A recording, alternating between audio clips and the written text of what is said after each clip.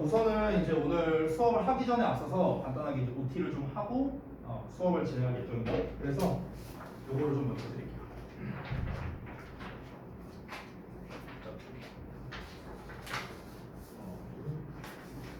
옆으로 좀 주세요.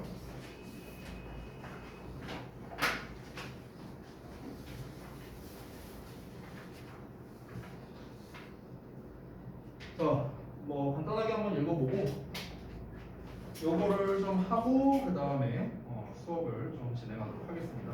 오늘 뭐 이제 진도를 아마 많이 나가거나 뭐 그러지는 않을 것 같고요. 오늘은 이제 첫 시간이다 보니까 요 오리엔테이션 하고 그 다음에 이제 여러분들 이제 저기 뭐냐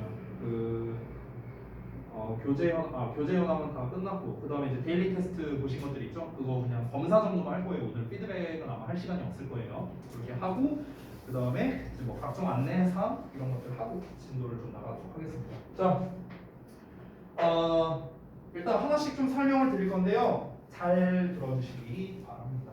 제가 우리 학원에서 여기서 뭐 오래 다닌 분도 있고 뭐 다닌 지 얼마 안 된 분도 있고 이렇게 좀 다양하게 있으실 거예요. 근데 이제 제가 생각하기에 가장 중요한 것 우선순위대로 나열해서 썼습니다.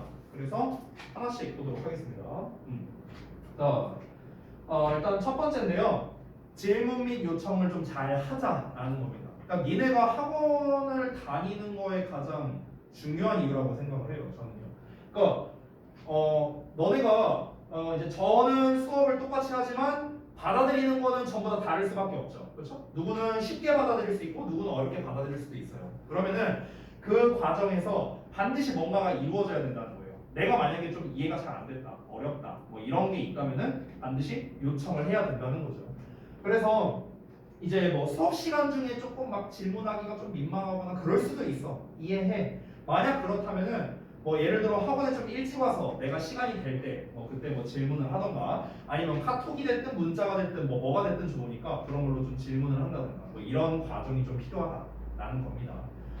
그리고 뭐 수업 방식이나 테스트나 숙제나 뭐 이런 거에 대해서도 여러분이 자유롭게 요청을 하셔도 돼요. 물론 요청은 자유입니다. 제가 다 들어준다는 건 아니에요. 왜냐면 아니 막 말 같지도 않은 거를 요청할 수도 있잖아. 쌤, 숙제가 10페이지라니 너무 많아요. 한 페이지로 가시죠. 말도 안 되는 거잖아. 그러니까 이런 것들 제외하고, 그러니까 제가 이제 여러분의 요청 사항을 듣고 합리성을 판단해서, 네 생각도 맞는 것 같다, 괜찮다 이런 이제 생각이 들면은 제가 그렇게 이제 진행을 할 겁니다. 자, 그리고 세 번째인데요. 본인 실력이 좀 다소 부족한 것 같다. 아니면 나는 좀 공부법이 알고 싶다. 이런 거와 같이. 본인이 좀 더 열심히 하고 싶다, 좀 더 잘하고 싶다 이런 마음이 든다면요, 당연히 저한테 상담을 요청하셔야 됩니다. 그러니까 제가 이제 일단 어떤 사람이냐면은 제가 이제 저희 학원에서 이제 가장 오래 일한 사람인데 제가 곧 있으면 만 5년 되거든요. 니네 형 처음 들어왔을 때 나한테 배웠었어요.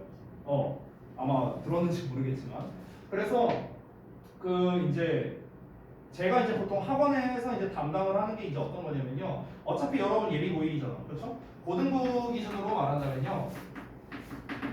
쌤은 입시 상담을 주로 맡고 있어요. 지금 이제 제가 담당했던 우리 이제 고등부 선배들뿐만 아니라 제가 담당하지 않았던 학생들도 저한테 연락을 해서 요청을 해요. 그러니까 당장 지난주 언제였더라? 지난주 금요일에도 이번에 예비 고3 되는 그 정발고 다니는 한 남학생이 있어요. 이제 나한테 카톡을 보냈더라고 갑자기. 그래서 뭘 보냈나 했더니 쌤 이번에 자율활동 제가 글자 수가 초과됐다고 하는데 뭔가를 활동을 빼야 되는데 제가 판단을 못하겠어서 좀 도와주세요. 이런 걸 이제 요청을 하는 거예요. 그리고 학생들이 가장 많이 질문하는 것들이 있습니다. 쌤 저 수시로 가야 될까요? 정시로 가야 될까요? 이런 거. 아니면은 쌤 지금 제 성적이면 대학 어느 정도 갈까요? 이런 거. 쌤 생기부를 어떻게 채워야 돼요? 쌤 어느 정도 성적을 받아야 제가 원하는 대학을 갈 수 있어요? 이런 거. 선생님 기술 과정 해야 돼요? 정보 공부해야 돼요? 지금 내가 얘기했던 것들 중에 여러분이 알고 있는 거 있어요? 아마 단 하나도 없을 겁니다. 되게 애매하지만 이게 검색해도 안 나오거든요. 잘 정보를 찾기가 되게 어려워요. 근데 이런 것들은 여러분이 알아내기에 되게 좀 제한적인 정보들이잖아요, 그렇죠? 그래서 제가 존재하는 거예요. 그래서 그래서 이제 각종 입시에 관련된 거를 이제 제가 상담을 해주고 있고 대부분의 학생들이 입시뿐만 아니라 좀 다른 것도 상담 요청을 하는 경우가 많더라고요. 이유는 잘 모르겠어요. 그러니까 예전에도 어떤 학생이 있었냐면은 예전에도 저한테 와갖고 쌤 저 고등학교 생활 너무 힘들어서 자퇴할까 생각하고 있거든요. 막 이러면서 얘기를 해요. 그래서 이제 나한테 막 욕 무지하게 먹고 네가 미쳤냐 막 이러면서 막 욕 한 바가지 먹고 뭐 어떻게 해서 잘 해갖고 이제 또 대학 잘 가고 막 이제 그런 친구도 있어요. 그러니까 좀 뭐랄까 이제 학생들이 바라보는 이제 선생님들마다의 이제 좀 차이가 있어요. 그래서 예를 들어서 나는 뭔가 좀 선생님한테 뭔가 좀 따뜻한 위로를 받고 싶다. 이러면 이제 보통 저한테 잘 안 오죠. 저한테 잘 안 오고 보통 이제 뭐 선우 쌤한테 간다거나 아니면 이제 저기 뭐 간호 쌤한테 간다거나 시우 쌤한테 간다거나 뭐 이제 범철 쌤한테 간다거나 좀 약간 요런 식이라면은 이제 뭔가 지금 나의 현 상황에 대해서 좀 명확하게 좀 알고 싶고 그리고 내가 앞으로 어떻게 해야 될까 이번 겨울방학 때 어떻게 해야 될까 내가 지금 부족한 점이 무엇이고 이거를 메꾸기 위해서는 어떻게 해야 되는가 좀 더 좀 뭐랄까 실리적인 거라고 해야 될까 그러니까 마음의 위로라기보다는 좀 실리적인 거를 얻고자 하는 학생들 그러니까 이런 학생들이 저한테 보통 상담 요청을 좀 많이 하더라고요. 당연히 여러분한테도 해당 사항이 있습니다. 그러니까 지금 여러분은 예비 고1로서 고등부에서 뭘 어떻게 해야 될지 전혀 알지도 못하는 상황이에요. 물론 여러분이 예비 고1 설명회는 들었겠지만 그것만으로는 한계가 있죠. 직접 가봐야 알 거 아니에요. 그렇죠? 학교에서 시험이 어떻게 나오는지 그래서 우리가 성적을 잘 받기 위해서 뭘 해야 되는지 수시 정시가 대체 뭔지 우리가 뭐 어떻게 해야 되는데 고등학교 생활을 이런 것들에 대해서 얼마든지 얘기를 해줄 수 있습니다. 정말 너무나도 많은 부산 사례들을 다 제 머릿속에 담고 있기 때문에 그래요. 그러니까 제가 먼저 나서서 여러분한테 자 너네 지금 이 타이밍에 이렇게 지금 상담 받아야 된다 라고 제가 얘기를 해줄 수도 있지만 보통은 여러분께서 좀 먼저 요청을 해주시는 게 가장 좋겠습니다. 제가 지난번에 단톡방에다가 공지 올릴 때 제 연락처 올려놨었거든요. 그러니까 혹시 아직 등록 안 하신 분 계시다면은 등록은 일단 다 해주세요. 다 해주시고 이제 여러분께서 각자 저에게 좀 요청하고 싶은 게 있다면은 편하게 요청은 얼마든지 편하게 하셔도 됩니다. 자, 그 다음에 두 번째요. 사실 오늘 이야기하는 거의 핵심이라고 할 수 있겠는데요. 지각결석 숙제, 단어 테스트, 교재 지창, 스프링노트 지창 등등 이런 거는 잘 지키자입니다. 이거는요 사실 뭐랄까 제가 좀 많이 민감한 사안들이에요. 일단 내가 아까 벌써 3명인가 봤었거든요 오늘. 잠깐만 제가 폰 좀 확인할게요. 아까 전에 잠깐만 볼게요. 보자. 일단 오늘 첫날 보면은 장준서 리스닝 책 안 가져왔다고 하고 최성빈 단어 범위 잘못되어서 그랬다고 하고 그 다음에 어디 갔냐 강태윤, 김주희, 이은서, 최성빈 4명이 지금 이은서 빼고 강태윤, 김주희, 최성빈 김주희는 결석이고 그럼 강태윤, 최성빈 둘은 지각이네. 태윤이 누구고 성빈이 누구냐? 태윤이? 성빈이? 태윤이? 너가 태윤이? 성빈이? 그럼 둘은 지금 첫날부터 지금 지각을 한 거잖아요. 그렇죠? 자, 첫날이니까 제가 별 얘기는 안 할게요. 근데 오늘 이 시간 이후로 지각은요 절대 금물입니다. 1분도 안 돼요. 1분도 안 돼요. 지각의 기준은 뭐냐면요. 니네가 학원 와서 저 키오스크 찍죠. 니네 그 출석 체크 하잖아요. 그 출석 체크에 찍혀 있는 시간이 기준입니다. 그러니까 여기 뭐 엘리베이터 1층, 뭐 여기 학원 문 앞, 뭐 이게 기준이 아니에요. 와서 저거 찍은 게 기준입니다. 그 제가 조회를 하면은요, 너네가 몇 시 몇 분 몇 초에 왔는지까지 확인이 가능해요. 그래서 그냥 저는 만약에 6시까지 등원인데 6시 1분 됐다? 그럼 저는 그냥 지각입니다. 제가 보는 판단은요. 알겠죠? 지각은요 절대 금물입니다. 다만 정말 특수한 경우가 있을 수 있어요. 특수한 경우들. 뭐 예를 들면 이럴 수 있죠. 뭐 내가 몸이 안 좋아서 어디 병원을 갔다 왔다거나 아니면은 이제 너네가 고등부대니까 각종 학교 활동 이런 걸 하게 될 거예요. 특히 고1 때 초반에는 뭐가 많이 나오냐면요. 동아리 가입한다고 동아리 면접 보고 막 이런 거 해요. 그거 하느라 좀 늦는 경우가 있어요. 아예 못 오는 경우도 있고요.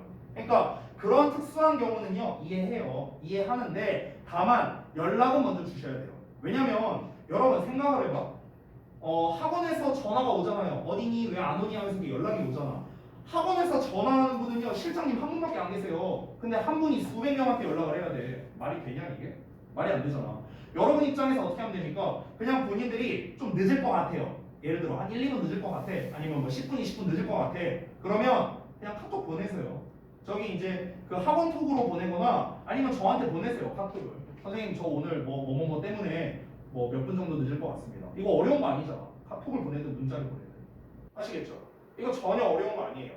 그러니까 여러분께서 이제 각종 그런 정당한 사유들이 있죠. 이거에 대해서 사정고지가 됐다면은 제가 이거 갖다가 뭐라 하진 않을 겁니다.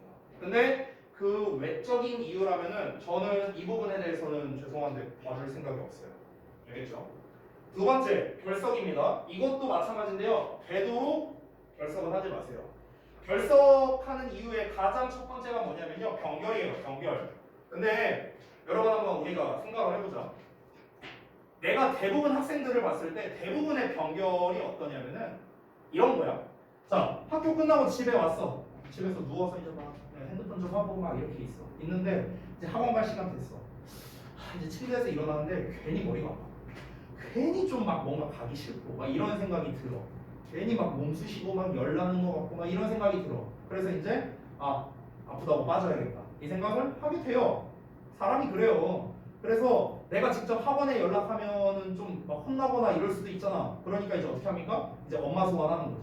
엄마한테 이제 가고 엄마 나 좀 머리가 아픈데 오늘 못 간다고 얘기 좀 해줘.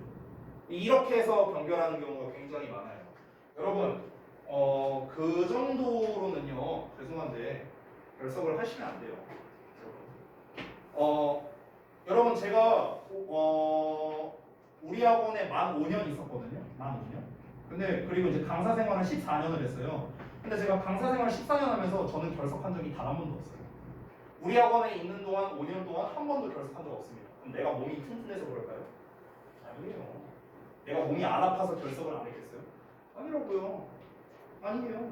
아파 뒤질 것 같아요. 너무 아파. 근데 내가 빠지면은 오늘 수업이 펑크 날 거 아니에요. 그러면 여러분한테도 피해가 가고 다른 선생님들한테도 피해가 가겠죠. 그게 싫어서 아파 뒤져도 나오는 거예요. 열이 막 38.5도, 39도 이래요. 그래서 막 나와서 수업하는 거예요. 아무렇지 않은 것처럼. 그런 경우가 한두 번이 아니었어요. 그냥 참고 하는 겁니다. 참고 하는 거. 여러분이 그 전까지는 그랬을 수 있다고 생각합니다. 왜? 중딩이니까 그럴 수 있다고 생각해요. 근데 여기에서 이제 위로 형제가 있는 분들은 알 겁니다. 고등학교 생활이 얼마나 치열한지, 얼마나 힘든지 본인들이 아마 보고 듣고 이제 간접적인 경험으로 아마 알고 있을 겁니다. 힘들어요. 정말 쉽지 않습니다. 그러니까 한 번의 결석이 결국 여러분의 성적에 큰 영향을 끼친다고 생각을 해야 돼요. 이거는 우리 학원뿐만 아니에요. 영어 학원만을 한해서 얘기하는 건 아닙니다. 이 결석에 대한 거는요. 여러분이 대부분 수학학원, 더 나아가서 국어나 과탐학원까지 다니는 사람들도 있을 겁니다. 그러면요, 여러분 한 번 결석하는 순간 그냥 그거 점수 5점씩 깎인다고 생각하셔야 돼요. 알겠죠? 그러니까 우리 학원뿐만 아니라 어떤 다른 학원이라도 결석은 정말 웬만하면 하지 마세요. 정말 특수한 경우 아니다. 이건 진짜 결석을 안 할 수가 없다. 이런 사유들이 있을 수 있잖아요. 그런 거 제외하고는요, 하지 마시기 바랍니다. 알겠죠? 자, 그다음 마지막 세 번째입니다. 자, 지각이나 결석은요, 각종 특수한 상황에 의해서 지각하거나 결석할 수 있어요. 그럴 수 있습니다. 제가 납득 가능한 사유라면 그럴 수 있죠. 근데 숙제는 아니에요. 숙제는 아닙니다. 이건 사유가 필요가 없어요. 전혀 필요가 없습니다.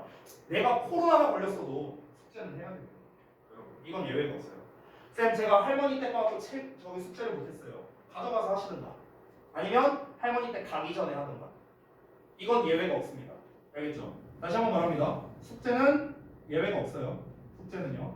듣기나 이런 거 다 포함입니다. 숙제는 예외가 없어요. 이거는 반드시 다 해야 돼요. 반드시.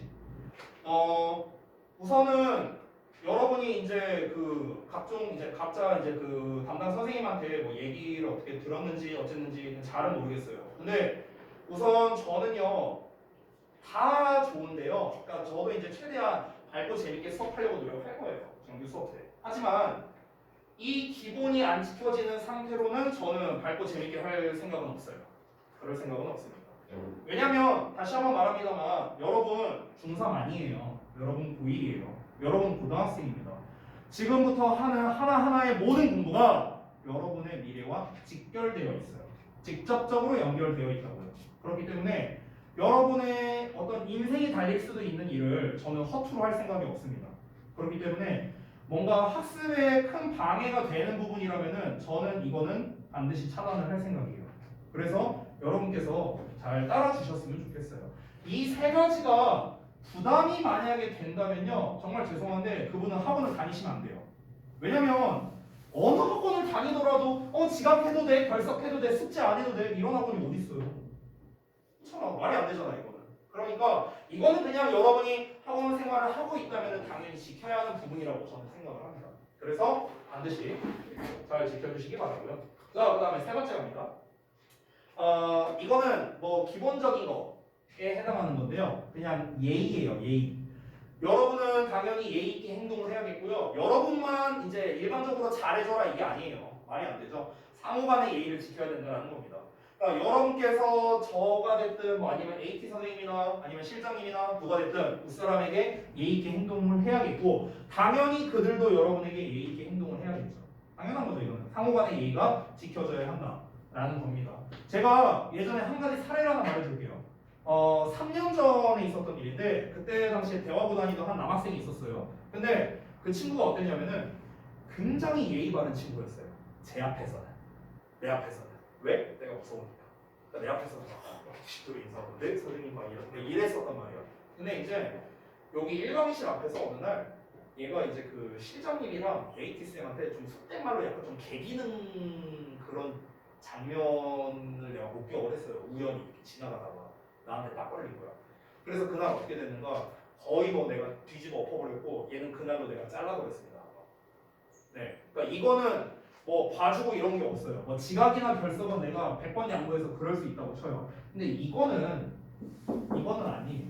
이거는 상호간의 예의를 지켜야 된다. 이거는 뭐 당연한 거니까 요거는 잘 지켜주시기 바라고요. 잘 지킬 거라고 믿어요.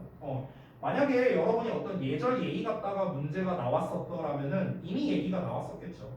저는 좀 그런 거를 좀 뭐랄까 나름 좀 중요시 여기는 사람이에요. 자세, 태도. 지금 당장의 실력과 성적은요 쥐뿔도 필요 없습니다. 이거는 필요 없어요. 왜냐? 1학년 때 실컷 잘하고 1등급 맨날 받다가 2, 3학년 때 미끄러진 애들 정말 수도 없이 많이 봤고요. 반대로 태도를 계속해서 점차 개선해 나아가면서 1학년 때는 비록 성적이 안 좋았지만 2, 3학년 올라가면서 성적이 좋아졌던 친구들 정말 너무나도 많이 봤습니다.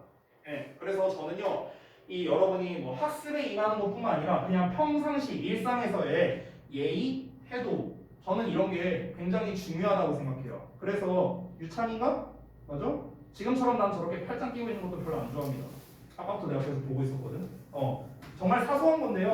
저는 저런 자세를 별로 좋아하지 않아요. 마치 어떤 느낌이 들겠어요? 보는 사람이. 그럼 얘기해봐.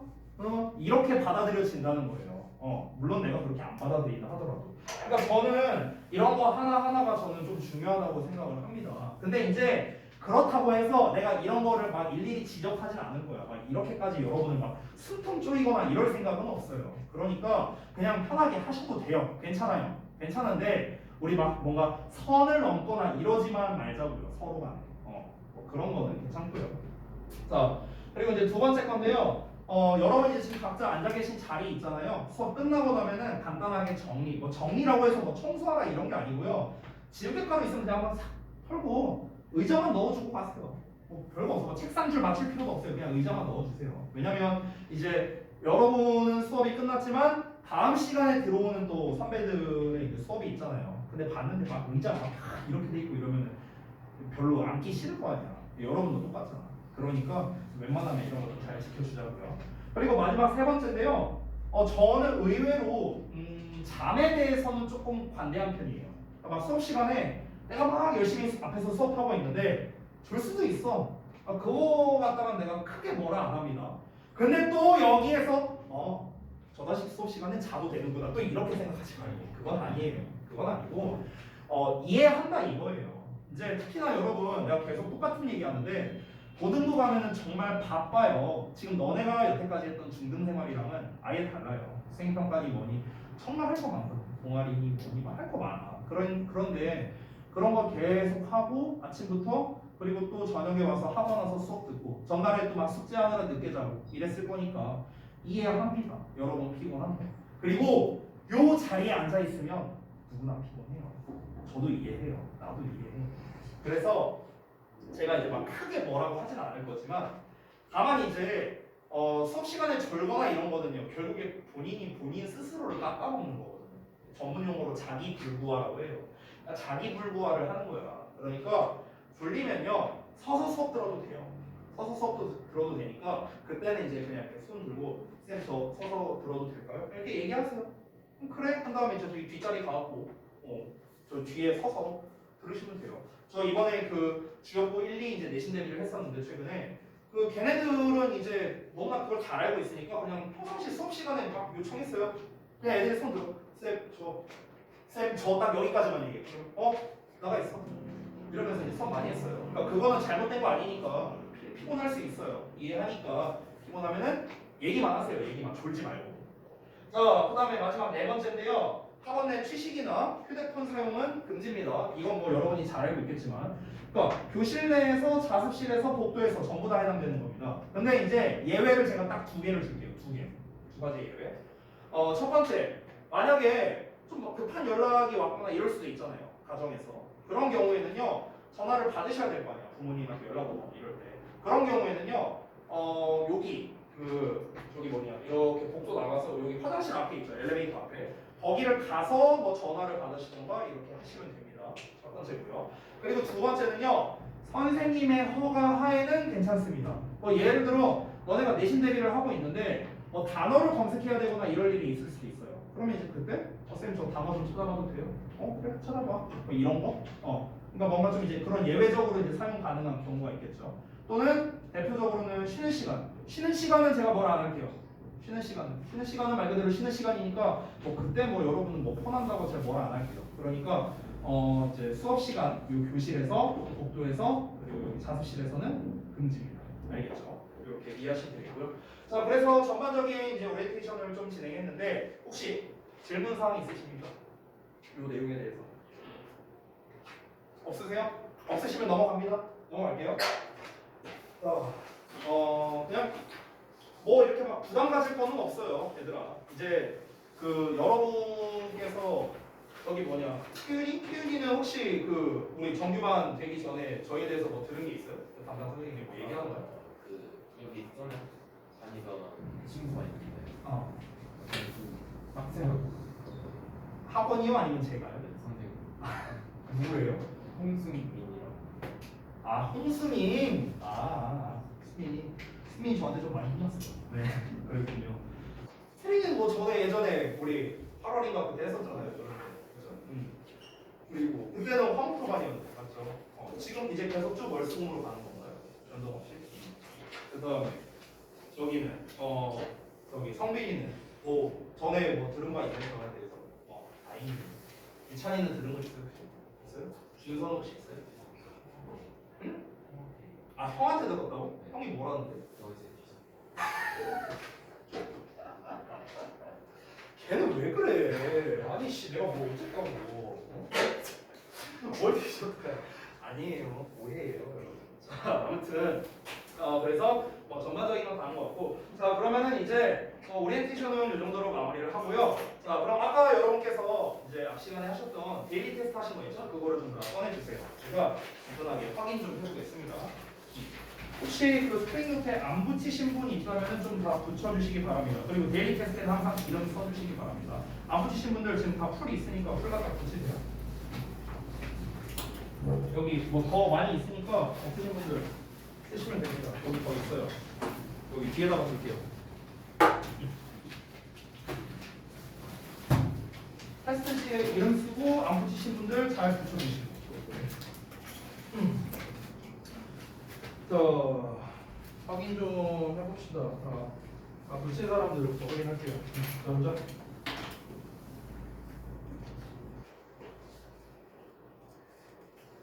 넌 괜찮아? 안 괜찮아? 약 먹고 왔어?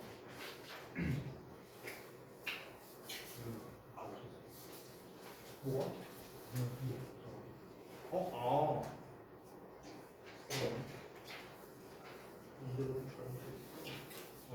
이거 같이 붙이면 안 돼요? 따로 붙이세요.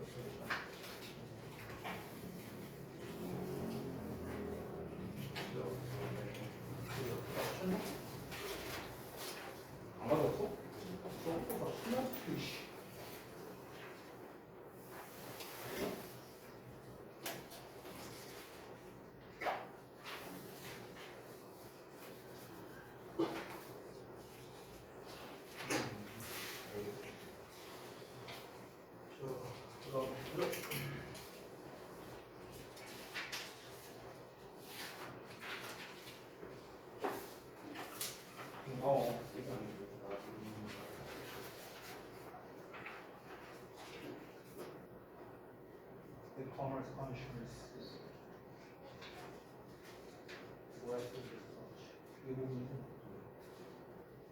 근데 우선은 밥지 기준으로 합시다.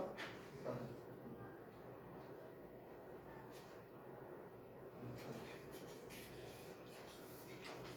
그다음에 이거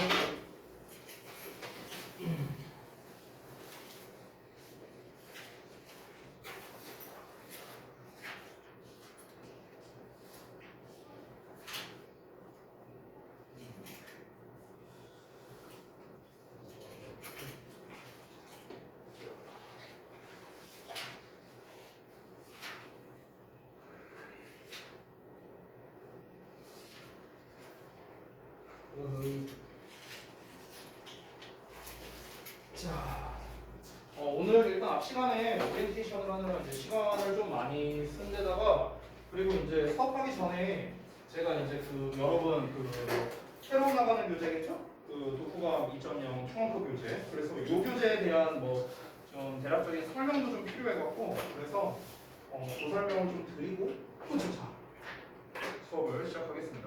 자 일단은 그 독감 2.0 트렁크가 이제 대입학 빈출 서술형이라고 이제 되어 있어요. 그래서 요 교재의 목적이 일단 무엇인가 요거를 먼저 좀 봐야겠죠.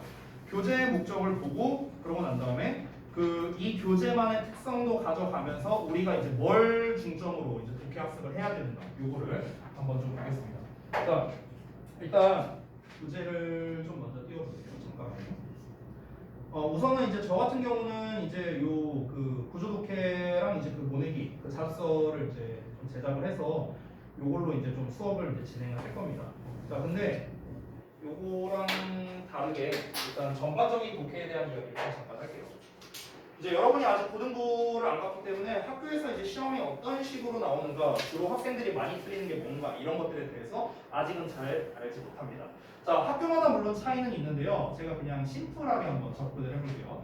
자 일반적으로 객관식이 20개에서 22개 정도 나오고요. 서술형은 뭐 이건 학교마다 워낙 편차가 큰데요. 좀 진짜 적게 나오는 데는 2개 나오는 경우도 있고요. 보통은 6개까지. 근데 보통은 4개에서 6개가 국룰이긴 해요. 서술형은요. 보통 이렇게 이제 출제가 많이 됩니다.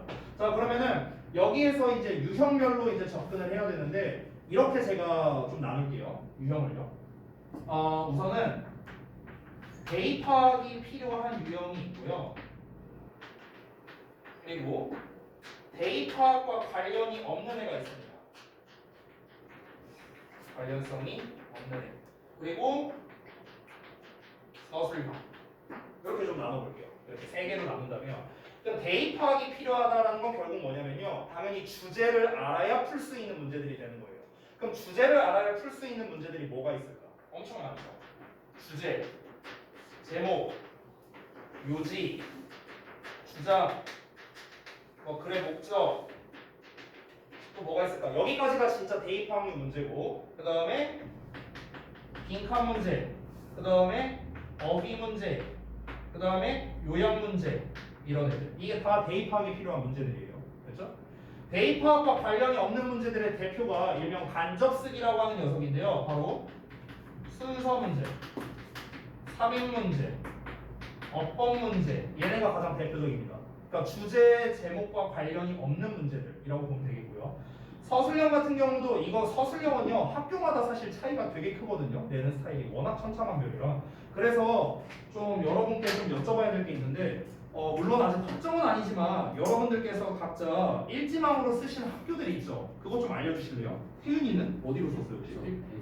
대진구 그 다음에 저기 어디냐? 태린이는 어디? 주였고 그 다음에 준서는 주였고 그 다음에 성빈이는 주였고가 엄청 많네. 유찬이는 덕이고 오케이 알겠습니다. 그러면은 대진주역 덕이 얼추 비슷합니다. 특히 대진주역은 특히나 더욱더 비슷하거든요. 그래서 서술형에서 거의 요즘에 빠지지 않고 나오는 게 뭐냐면요, 요약형이에요.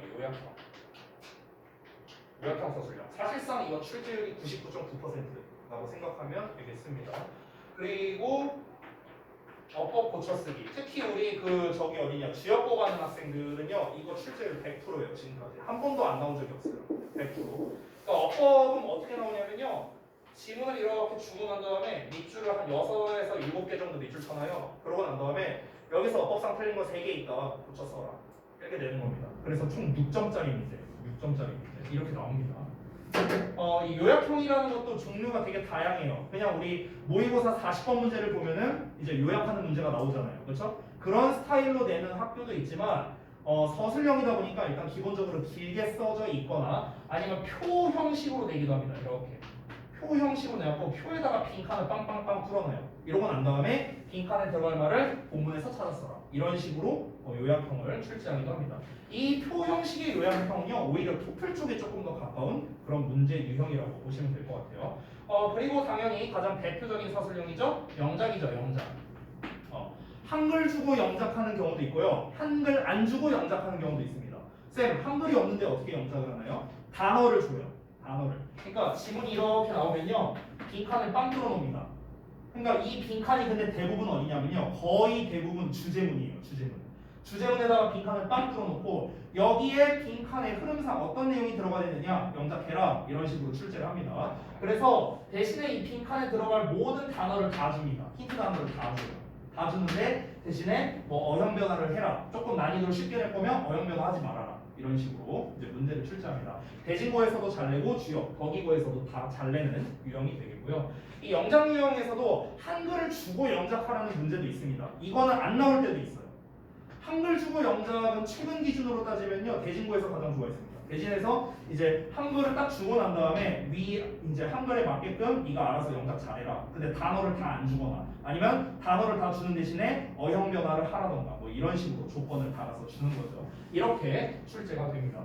자, 그러면은 여기에서 대입하기 필요한 녀석과 대입하기와 관련 없는 녀석, 서술형 이런 식으로 나눌 수가 있는데, 일단 여기까지는 객관식이고 여기까지가 서술형이잖아. 일반적으로 이제 비중을 따졌을 때 이것도 학교마다 다르지만 6대4 또는 7대3 정도의 비중을 가지고 있습니다. 일반적으로는 7대3이 많다고 생각하면 돼요. 서술형이 30점이에요. 객관식이 10점이고 보통 이렇습니다. 자, 그러면은 이 70점 만점 중에서 대입화학이 필요한 유형들 있죠. 즉 얘네를 제외하고 나면 나머지는 다 대입화학을 해야 풀 수 있는 애들이잖아. 그렇죠? 보통 순서, 삽입, 어법이 학교마다 물론 차이가 있지만 보편적으로 2문제씩 나옵니다. 2문제씩. 아니면 합쳐서 3문제 나오거나 이런 경우도 있어요. 그러면은 이것만 하면 6문제죠. 6문제. 그럼 22문제 나온다고 한번 가정해 봅시다. 여기서 6문제를 뺐어요. 그럼 몇 문제 나옵니까? 16문제가 나오죠. 그렇죠? 그럼 이 16문제가 뭡니까? 다 이겁니다. 다 이거예요. 됐어? 그럼 우리가 문제수로서 한번 보겠습니다. 문제수로서. 대입화학이 필요한 거 여기 16문제고요. 대입화학과 관련이 없는 거 6문제 정도 나옵니다. 이렇게 해서 객관식 22문제 이 정도 나오고요. 서술형이 한 5에서 6문제 나온다고 쳤을 때 이것도 학교의 차이가 있지만 보통 어법 하나, 그 다음에 영작 하나에서 2개, 그리고 요약형 하나에서 3개 보통 이렇게 나옵니다. 이게 일반적으로 고등부에서 출제하고 있는 겁니다. 그럼 여기에서 중요한 게 뭐냐면요, 어법이랑 단순 영작을 제외한 요약형 있죠. 이 요약형 같은 경우도 아까 여기다 써놨죠? 요약, 대입학을 해야만 풀 수 있습니다. 됐어요? 단순 영작 실력만으로 풀 수가 없어요. 심지어 그냥 영작도 아까 내가 빈칸 어디다 뚫는다고? 주제문에다가 뚫는다고 했잖아. 주제문에다가. 그렇지? 그러니까 결국에 이 그냥 단순 영작조차도 대입학과 관련성이 있습니다. 그러면 우리가 총 다 합쳐서 26문제에서 28문제 정도 나온다고 한번 가정해 봅시다. 26문제 나온다고 쳤을 때 총 몇 문제가 대입학과 관련이 있습니까? 적게 잡아도 18문제예요. 18문제. 적게 잡아도. 최소로 잡아도 26문제 중에 18문제가 대입학과 관련 있는 문제가 나온다고요. 약 퍼센트로 따지면 65% 정도 됩니다. 여러분, 65%예요. 대입학을 내가 잘하느냐 못하느냐에 따라서 65%가 달려있다고. 됐어? 이렇게 이해하시면 돼요. 자, 그러면 여러분 결국 영어 시험은요. 내가 얼마나 이 글의 주제를 잘 파악하느냐 싸움이에요. 수능도 마찬가지입니다. 수능에서도 대입 파악이 관련 없는 문제들은요. 듣기 빼고 18번부터 45번까지 따졌을 때요. 저기 어디냐? 19번에 신경 문제 아니면은 25부터 28번 안내문, 도표, 일치 문제 그리고 29번에 어법 문제 그리고 36부터 39까지 순서 삽입 문제 얘네들 있죠. 그리고 맨 마지막 장문 독해 쪽에 있는 뭐 지칭 추론 문제 이런 것들 이런 짜바리 문제들 빼고는 다 대입학으로 푸는 거예요. 전부 다. 거기서도 퍼센테이지가 놀랍게도 비슷합니다. 60% 정도 나와요. 60에서 65%. 이 정도가 바로 뭐다? 주제를 가지고 푸는 문제라는 거죠. 자, 제가 지금 이렇게 길게 설명한 이유는 뭐냐면요. 결국 우리가 영어를 공부하는 데 있어서 이 주제를 파악하는 게 얼마나 중요한지에 대한 그 중요점을 제가 전달드리려고 이렇게 길게 설명드린 겁니다. 그러면 우리가 대입 파악을 잘할 수 있으면은 일단 적어도 65점은 먹고 들어가는 거예요. 맞죠? 65점 정도는 최대 65점까지는 먹고 들어가는 거고 거기에서 순서, 삽입, 어법까지 잘 챙기면은 이제 80점까지 가는 겁니다. 80점대. 학교마다 이것도 달라요. 제가 좀 여러 번 얘기하네요. 80에서 한 85점 정도 나왔다고 가정해 볼게요. 85점이면요. 일반적으로 2등급 내지 3등급 나옵니다. 학교에서. 2등급에서 3등급. 보편적으로 그 정도 나와요. 그러면 1등급 받으려면요. 얘 다 잘해야 돼요. 다 잘해야 돼. 예. 1등급 받는다는 건 정말 쉽지가 않죠. 자, 근데 우리는 아직은 좀 시간이 있잖아요. 이제 겨울방학 이제 막 들어가는 입장이고요. 그러면은 우리는 당연히 독해 시간에 뭘 중점으로 공부를 해야겠습니까? 이 글의 주제가 뭐냐 라는 거를 중점으로 파악을 해야겠죠. 그렇죠? 그래서 항상 우리가 글을 읽을 때는요. 글을 처음부터 끝까지 다 읽고 난 다음에 뭘 생각해야 되냐면은 그래서 이게 뭔 내용이었지? 이거를 생각할 줄 알아야 되는 거예요. 그래서 이게 전체적으로 뭔 내용이었는데 이거를 파악하고 내가 직접 글로 써볼 수 있어야 됩니다. 일명 우리가 도식화라고 하는 거를 할 수 있어야 되는 건데 그거를 이 독후감 2.0 트렁크에다가 담아낸 거예요. 그 2.0 트렁크 교재를 이제 구성을 보시면 알겠지만요. 그 중간에 아래 표 부분을 보시면은 지문의 전체 내용 파악이라고 나와 있어요. 그래서 통념, 반박, 요지 뭐 이런 거 나와 있죠. 1페이지 보시면 보이세요? 이런 것들. 이게 바로 뭡니까? 지문의 내용 파악, 즉 글의 구조화가 되는 거예요. 이걸 기반으로 우리가 주제를 파악하는 겁니다. 그렇기 때문에 이 글의 전체적인 내용 파악이 얼마나 중요한가를 제가 다시 한번 강조했다라고 볼 수 있겠습니다. 자, 그래서 여러분은 지금 책에 나와 있는 각종 미션들을 수행하면서 동시에 그러니까 앞부분에 있는 거는 주제를 파악하기 위함이 되겠죠. 뒷페이지를 잠깐 넘겨보실래요? 이 페이지를 보시면 구성이 어떻게 되어 있냐면요. 일단 단어 간단하게 나와 있고 영작하는 게 이렇게 지금 두 가지가 나와 있어요. 보이시나요? 그래서 영작하는 건 뭐냐면 한글 보고 영작이긴 하지만 이것조차도 못하는 학생이 너무나도 많이 있습니다. 그래서 일단 기본적으로 특정 구문 아니면 특정 어법 이런 걸 가지고 영작하는 연습을 이렇게 넣어놓은 것이다 라고 생각하면 되겠습니다. 서술형을 위한 거라고 생각하시면 될 것 같아요. 자, 일단 책의 구성은 이렇게 되어 있습니다. 자, 그러면 이제 우리는 어떻게 학습을 할 거냐면요.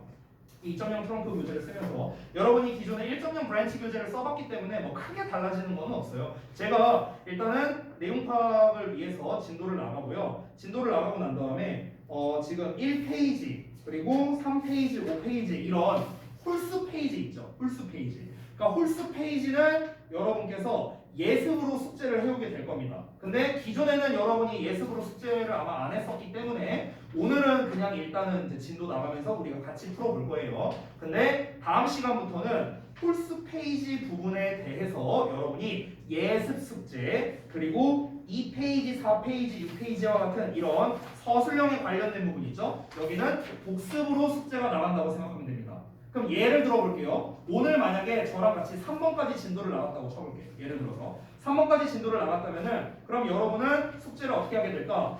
2, 4, 6페이지를 복습으로 하겠죠.